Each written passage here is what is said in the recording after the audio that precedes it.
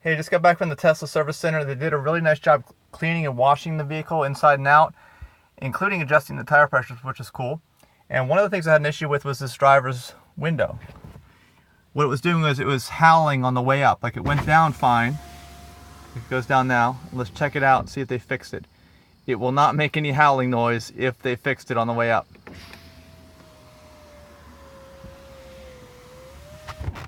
Nice. All good. All done correctly. Glad to see that.